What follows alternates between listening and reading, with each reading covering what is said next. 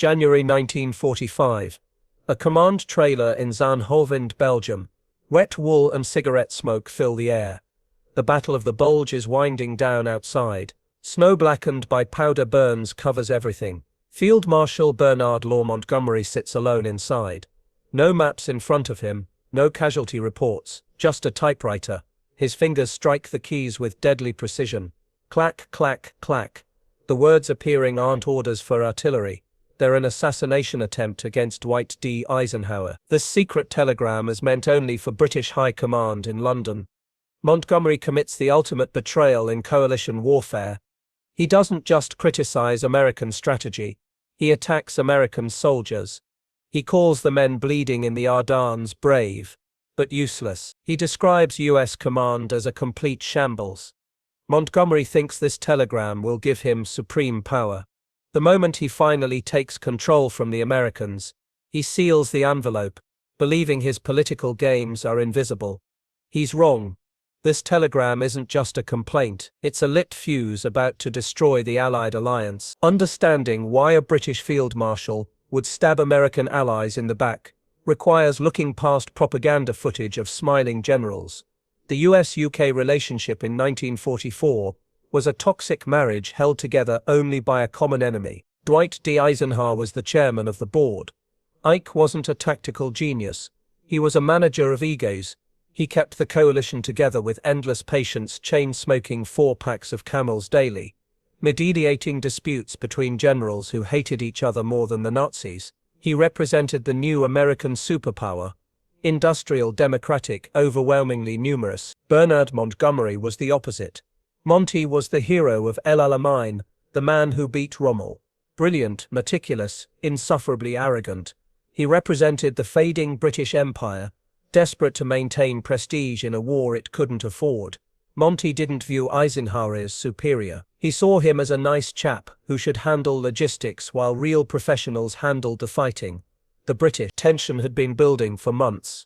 Monty believed the war dragged on because Americans were too aggressive, too sloppy, too spread out.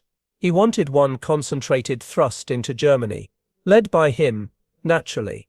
Eisenhower refused. The resentment built inside Montgomery like pressurized steam, waiting for a crack to escape. That crack opened in the frozen Ardennes forest, when Germans launched their massive surprise offensive in the Ardennes in December 1944.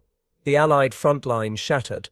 American units were overrun, communications cut, panic spread through rear echelons. To Montgomery, this wasn't tragedy. It was vindication. From his northern headquarters, Monty studied the map with smug satisfaction. "I told you so," written across his face. The chaos in the American sector proved what he'd been saying all along. Americans were amateurs, undisciplined cowboys who overextended themselves and were now paying the price. He genuinely believed the US Army was on the verge of total collapse. Only a steady professional British hand could save them from annihilation. This was the savior complex in full effect. Montgomery didn't see himself as a partner helping a friend. He saw himself as a stern headmaster, disciplining unruly schoolboys.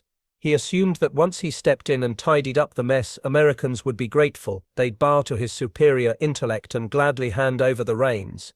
Washington and London would finally see the truth. Eisenhower was unfit to lead. Blinded by his own ego, Monty missed the one thing that mattered most: the resilience of the American GI. That blindness was about to lead him into the biggest political minefield of the war. The crisis began with a necessary but dangerous decision. December 19, 1944. German panzer armies punched a hole 45 miles deep into Allied lines. The Bulge physically severed General Omar Bradley's communications with his northern forces. Eisenhower made a purely tactical call. December 20, 10:30 a.m. He temporarily transferred command of U.S. First Army under Courtney Hodges and U.S. Ninth Army under William Simpson to Montgomery's 21st Army Group. Overnight, Montgomery gained control of 200,000 American soldiers and thousands of tanks. A massive transfer of power. Montgomery didn't treat this as a temporary loan. He treated it as a hostile takeover. He immediately halted American counterattacks, reorganized lines with agonizing slowness, refused to move until every unit was perfectly positioned. Meanwhile, the American 21st Airborne was surrounded at Bastogne, fighting off 7 German divisions, screaming for relief. Montgomery held the northern flank stationary. He brought in his own liaison officers, young, arrogant British majors who lectured veteran American commanders on basic tactics. He vetoed Bradley's plans to pinch off the Bulge at its base. December 26. General Patton broke the siege of Bastogne from the south, moved 3 divisions 100 miles in 48 hours, through a blizzard. In the north, Montgomery sat still, tidying up his lines, treating American armies like new toys he refused to share. But his silence on the battlefield was matched by his noise on telegraph wires. Between December 25, 1944, and January 1, 1945, telegraph lines between Belgium and London burned with toxicity.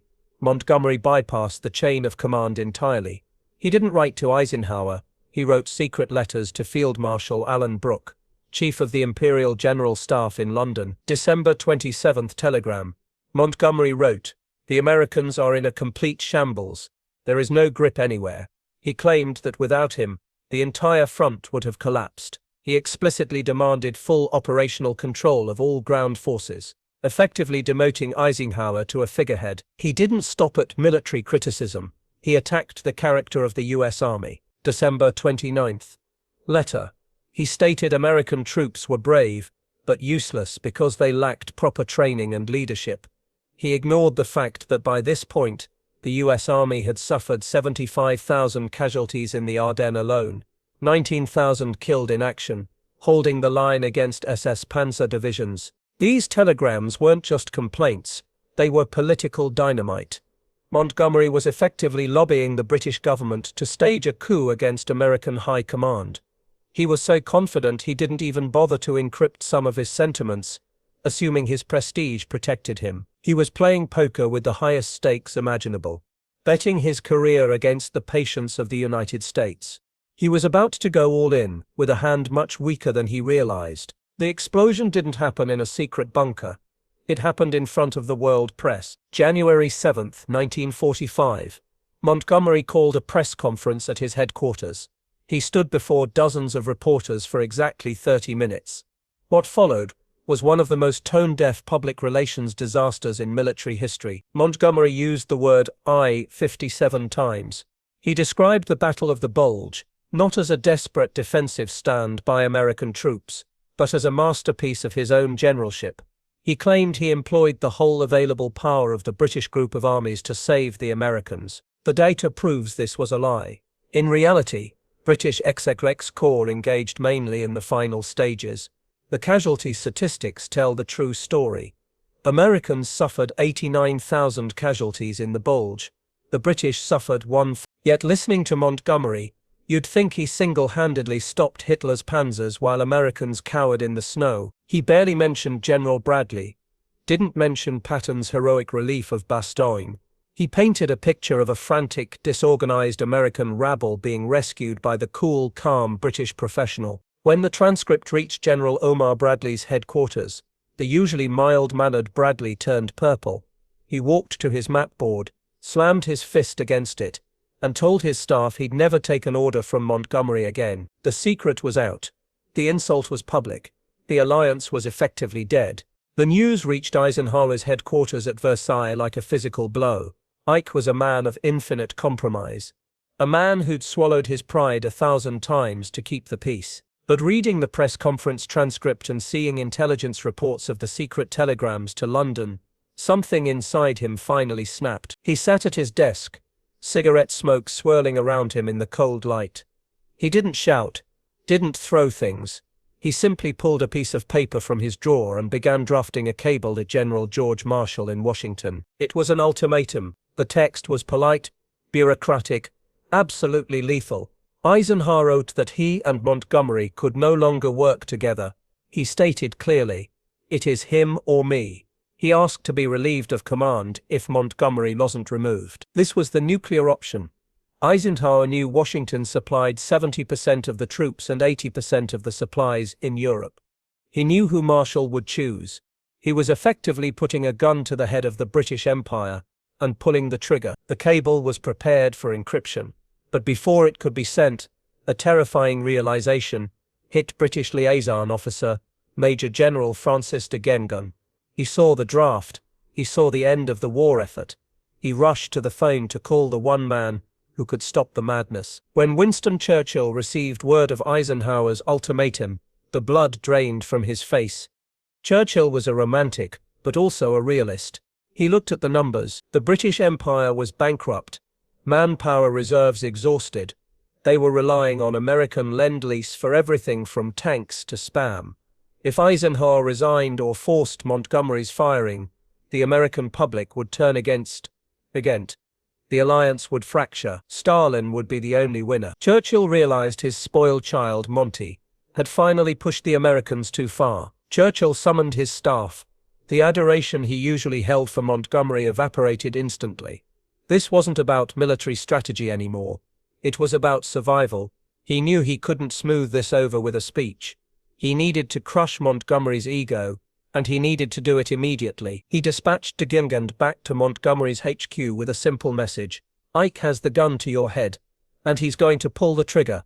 You have 24 hours to apologize or you're in. Why did it come to this?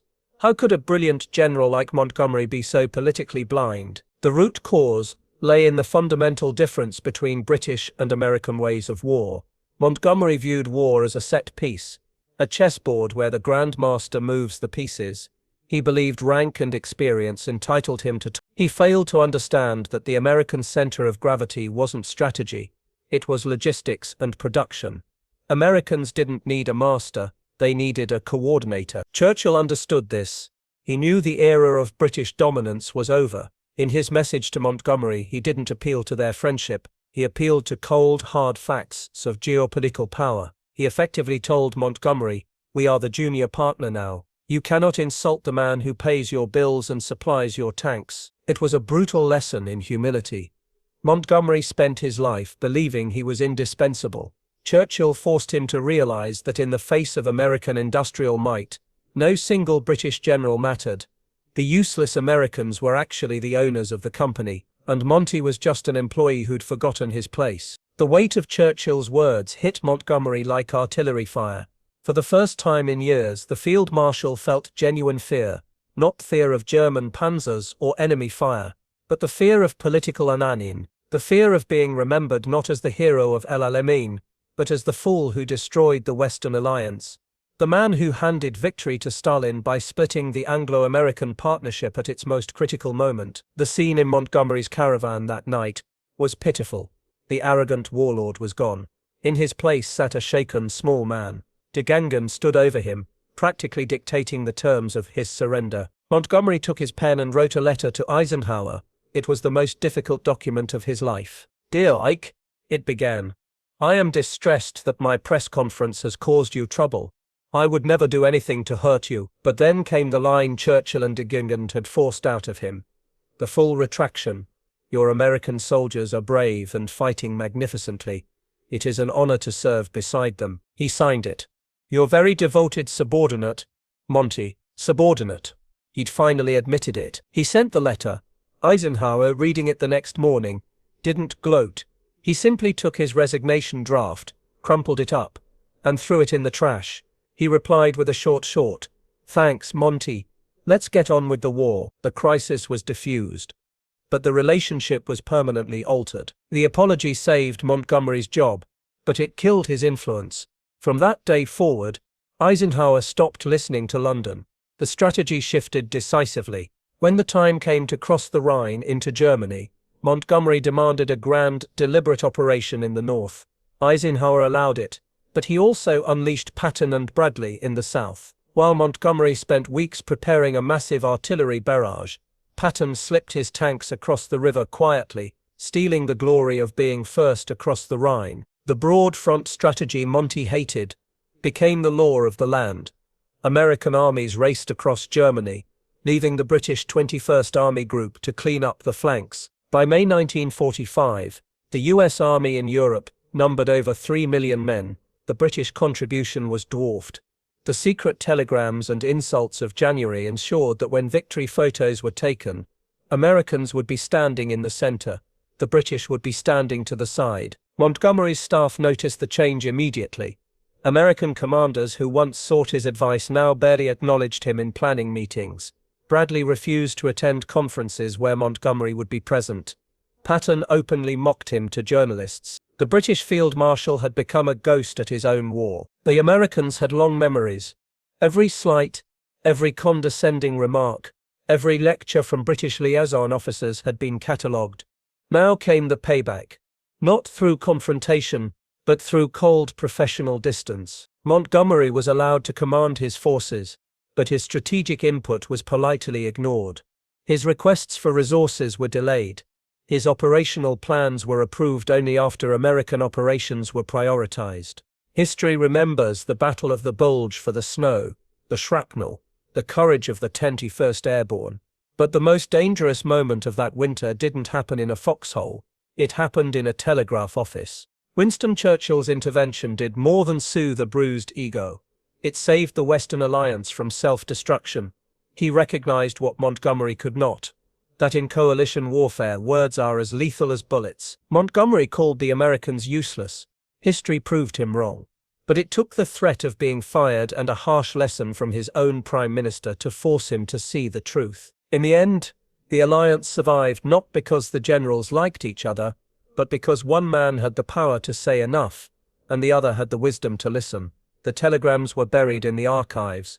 The war moved on, but the scar remained. Churchill's message to Montgomery became legendary in diplomatic circles.